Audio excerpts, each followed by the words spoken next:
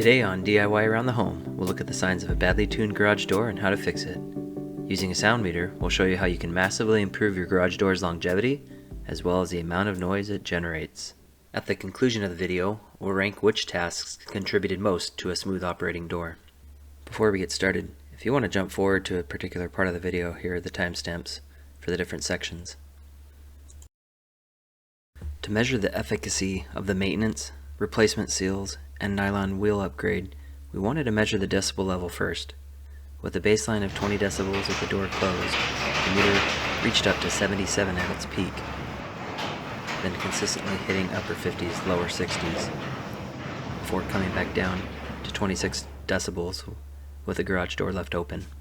A potential issue can be found in weather seals. In our case, the side weather seals were gunked up and catching on the door when it hadn't been opened recently. Check out the awful noise it made. Here you can see the grime that's built up over time. With a few minutes of soaking and some Goo Gone and a little bit of scrubbing, the grime came right off. The last weather seal is on the bottom, which was also worn down and sticking on occasion. We replaced that and chronicled that in another video we'll link above. Lubrication of the various moving metal parts is key to quieting a noisy garage door. Hinges, rollers, torsion springs are the main targets for lubrication. When I lubricate the rollers, I like to get into this area of the wheel and then also into these little pins. There's a little small space right here where these little tips will fit, and it allows you to get inside of there. While I've been lubricating hinges and rollers for a long time, I've learned recently that the torsion spring makes a huge difference. White lithium grease is my lubricant of choice for the torsion spring. In this clip you'll see me applying white lithium grease to the rollers and the pins, but I actually don't prefer this lubricant as it dries up and gets a little crusty over time. I actually like using the silicone based spray for these parts. With this same silicone spray you can actually clean out your tracks. Simply spray some liquid down in the bottom and then run a shop rag down through it to get the gunk out. Metal wheels going up and down on a metal track can only be quieted so much, which is why we eventually upgraded to Duralift Ultra Max. They're sealed, bearing nylon garage door rollers. While the Duralift rollers showed up on Home Depot and Lowe's websites, if you went to the store and actually tried to pick them up, they won't be stocked there, so I ended up back on Amazon and the package arrived the next day. Though even that doesn't come without its own risks, as I'd read some reviews on Amazon and in some cases people received counterfeit product. To confirm that you actually have legitimate parts, one thing you can do with this dust cap is to pull off the cap and look for the 6200ZZ on the bearings. Some of the counterfeit product on Amazon doesn't have that. Installation was really straightforward. It took about 15 minutes. Okay, right at the spot where the track goes up and then the track connects to the bending part, going to bend out a little bit of the metal here to create an easy spot to push in and pull out the roller. So again, just in this case, grabbing some channel locks. Not gonna go crazy, but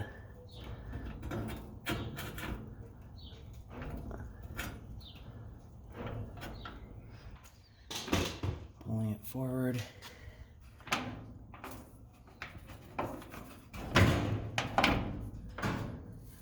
Pulling it out, getting the new one.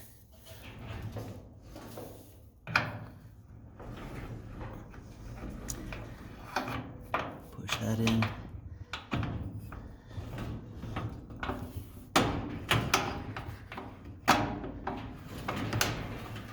After all the wheels, minus the very top one, have been replaced on one side, now it's time to close up the opening that you created.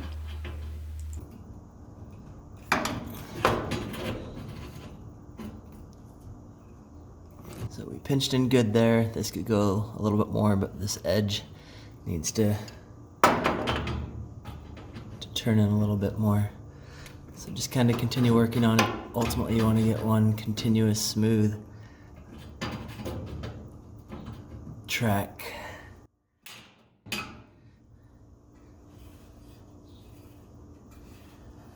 that's good. The With the top roller, you take it all the way to the top of the track. Probably need your ladder for this unless you're really tall. Usually there's enough leeway in this that you can pop it out pretty easily.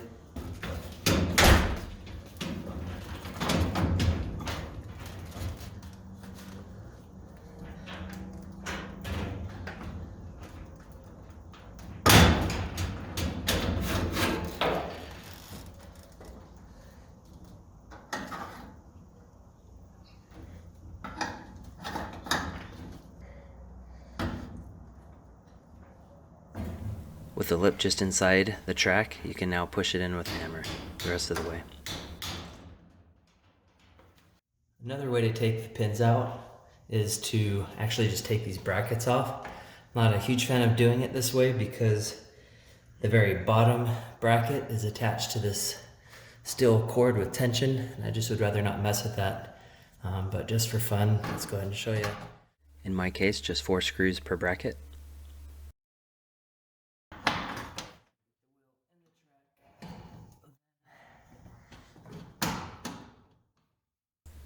Then replace the 4 screws and you're all done. As you can see, the garage is now in the mid to upper 30s decibel wise compared to upper 50s, lower 60s before all the work was done. About a 40-45% decrease.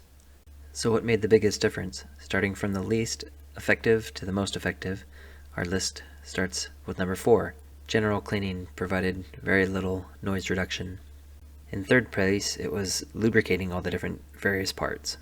In second place was replacing weather seals and cleaning them up. Now, we suspect most people this will probably come in third place for them, but for us, our particular situation, they were in just such bad shape that they needed a lot of help. But I'm generally going to guess that most people will see lubrication as their second biggest area for improvement. And coming in first place was replacing the rollers. Upgrading to the nylon rollers made a huge difference in terms of the overall noise and smoothness of the garage door's operation. These were the tactics we took to bring our door back into a semblance of sanity. We'd love to see your comments and feedback. What worked for you? Do you have a favorite product? Do you prefer a belt-driven or screw-driven garage door opener? Or anything else we might have missed? Love to get your thoughts and feedback in the comment section below.